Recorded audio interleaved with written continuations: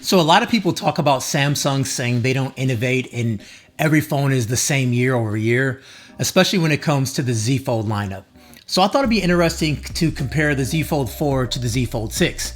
Now I use the Z Fold 6 for around 2 weeks so far, but I also just switched back to the Z Fold 4.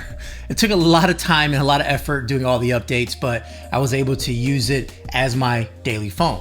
Now, visually speaking, both phones have similar designs. They both have screen sizes that are pretty close in size, but what Samsung was able to do the last 2 years was to shrink the actual size of most of the device while giving you a larger screen. And thanks to the smaller bezels that are actually around the device. Where the Z Fold 6 does get bigger is in its width. It's just a little bit bigger, but that helps when it comes to using the phone when the screen is closed.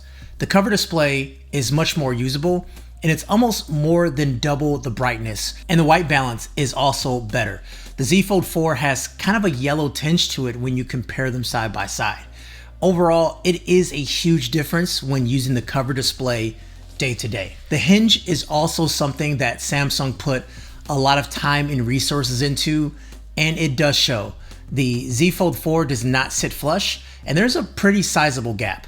There is not a way to fully protect the device since the screen is always exposed, but as far as protection, it is only IPX8 water resistance with no dust resistance. I wouldn't say this phone wasn't built well, but the hinge was a spot that could be a failure point, and looking back at it, it does look a little bit weird with this pretty large gap here. The Z Fold 6 has a completely redesigned hinge, even from the 5, which allows the phone to sit flush, and it gives you higher water protection at IP48, but still no dust protection. We also have stronger aluminum and a new tougher Gorilla Glass, and overall just a stronger phone than the Z Fold 4.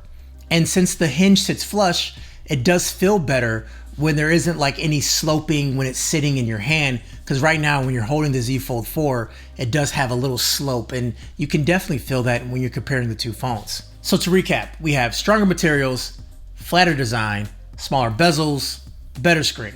So yeah, I'll say a lot has changed on the build. I guess it's time to open both of these phones up and see what's changed in 2 years on the main display. Now both phones have a 7.3-inch AMOLED display, and since we do have smaller bezels, the screen to body ratio is actually a bit higher on the Z Fold 6. That's very, very minimal. Now the Z Fold 4 was more rounded in the bezels, where the Z Fold 5 is tapered off and very squared. We have the same resolution, the same 120Hz touch response, but we do have more than double the peak brightness on the 6. We once again have a better white balance, where the Z Fold 4 still has that same yellow tinge that we saw on the cover display.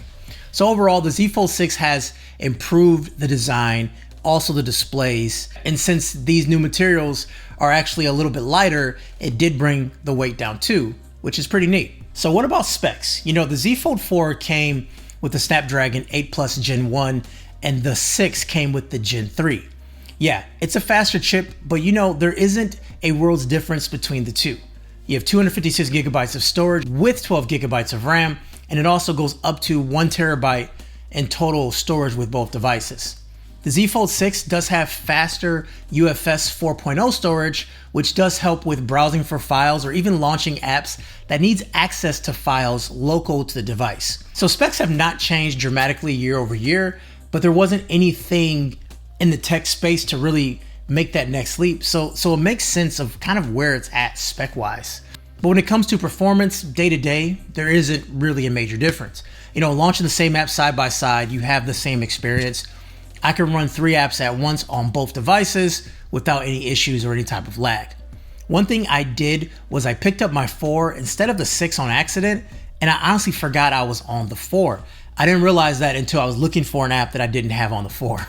I would say where you see better performance will be some of the high-end games where I feel they do run a little bit better on the Z Fold 6. It could take some effort to see, but if you launch some of these, really high-end games, you can definitely see that the 6 is just a little bit more responsive, and also the game just launches faster too. Okay, let's roll over to cameras. This is one area that seems to have the most improvement year over year for most phones. Now both phones pack 5 cameras, and shockingly enough, the specs are actually the same on paper the past few years. So let's run through some of the camera tests to see if there was any adjustments behind the scenes software-wise that actually matters. Let's run through some of these images I took recently. Are you seeing anything here? How about when we punch into the grass? There's one that has more details, and also looking at the sky, one looks more accurate. Even this image, which I think looks good on both cameras, but sending these images to a few people, everyone for a different reason picked the image on the left. What about night shots? One is obviously brighter, and I think this looks better as well. So camera A is the Z Fold4. I couldn't believe it myself, but I double checked the files, and yeah, Z Fold4 has a better still image in most scenarios, which is absolutely insane to think about. This couldn't be the case for video, right? This is the front-facing camera on the Galaxy Z Fold4.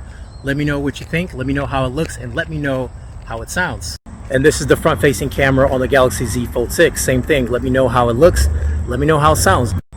Now this is the under-display camera. This is a camera I don't use a lot, but I did want to actually bring it up to see if there's a difference between the two. Under-display camera video on the Z Fold4. This is the under-display camera on the Z Fold6 in the exact same spot. Like I said, I don't use this much, maybe if I'm doing like a Zoom call and I want to have my large screen in front of me, but beyond that, I don't really use it. But of course, let me know what you guys think. Rear-facing camera on the Galaxy Z Fold4. When I look at it, it looks actually very similar to the 6, but I wonder once I get on the computer if it looks any better. And also the microphones. Has the microphones gotten any better? I don't know. Let me know what you guys think in the comments. This is Galaxy Z Fold6 rear-facing camera. I really love the cover display on these phones because you can actually use the best possible camera while still holding the phone. It's really nice. But of course, you guys gotta let me know, what do you think? Actually, they're pretty close when you look at them side by side, but as far as color, the Z Fold4 does look better to me.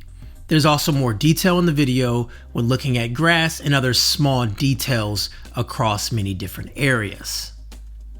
I will say the audio is better on the Z Fold6, and then also the under display camera is better on the Z Fold6, but that's about it.